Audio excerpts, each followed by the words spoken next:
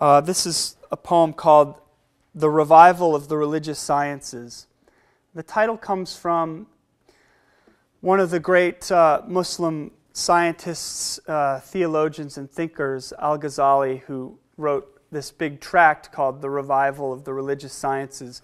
So I was interested that in Islam, religion is understood as a science. You know, the thing that intrigued me is especially in terms of the way religion is typically, the discourse of religion, particularly in kind of popular or more sort of widely circulated channels, tends to be very antagonistic towards science, or it presents itself that way, or we're led to believe that there's this, dialectical opposition between the two. It seemed really insightful that here's this medieval Muslim thinker who, we're going to revive the religious sciences, because that's the book is in 4 sections, and that's the title of this particular section. There are a couple of things in poetry that I really love. The way that a child loves sugary cereals. I love lists. I love when lists come into poems. I love poets who love to list. It's I think one of the most interesting, strangely simple things you can do in poetry. Generate a lot of power that way. I also love to make up words, and in the case of this poem, I ended up making up a bunch of religious sciences, and I gave them all Latin titles, so they would sound. There's no way you could dispute the authority of these religious sciences I intend to revive in this poem. So what I'm going to do is read my translations of my Latin. And the Latin is, it's a total joke. So if any of you has Latin, please forgive me, or mea culpa. I'll say it that way. The new sciences, because I'm going to get to them, though you'll find them in the poem here. They are Roman tumbling, secrecy of counting, breathing techniques for mass, anxiety of calligraphy, passional ether diving, physics as awe, and the reticent knowledge. The revival of the religious sciences has an epigraph, balsam of souls, the body's bliss. That's Henry Vaughan. No palm branch, no citron, in nobis sine nobis, the outer, the lower, the dark, extend unevenly beneath the bubble of air, the universe. Boundaries demarcated in light, where the empire curls up like a leaf, going only so far. Even rapidly expanding space goes only so far. A disturbing shock percusses softly on the symbol of atoms. This sad science poetry. Einstein guessed it, a ruse of depth. New speech is discontinuous light, a mirror's broken surface. Blood of 2 mourning doves glazes the cut plain. A history of breakage is the history of the unconscious, or its genesis, spoken into concentric flux. Moments of burial and resurgence spell the texture, abrupt ligatures we dream there. Before too long, I want to revive the religious sciences for the measurement of space, for the demonstration of physical uncertainty. Dionysian icons lurid with heat, vivid terraces of saints seething with Entomoan knowledges, lunar moths, earwigs, queen bees, near translucent ants, a restoration of the prairie grasses as a kind of cosmology. I will call these new sciences Coruro Romanum enumerum arcanum missa pro respris cheirographum metum passio urino aetherius naturam reverentium scientia reluctans. We spent millennia chasing the outward world, hapless experts at exploring it. We need now to look inside.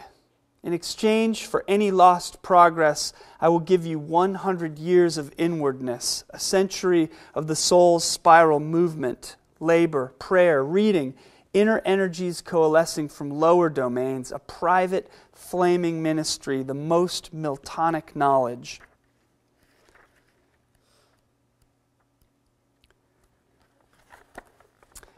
Indigo, cardinal. It refers to two of my favorite birds, the cardinal. You got to love the cardinal in winter.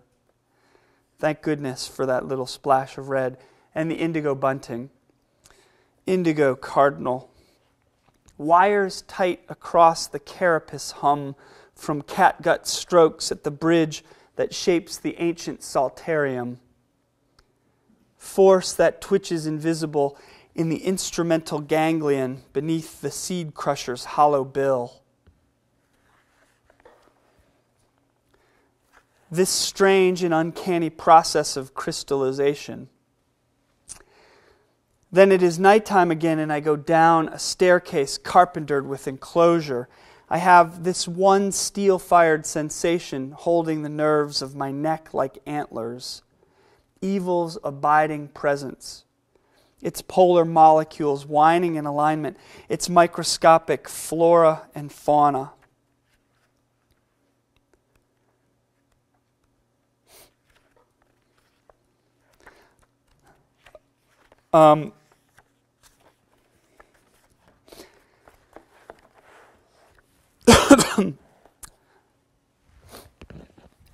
This poem is called Steering Goes Watery.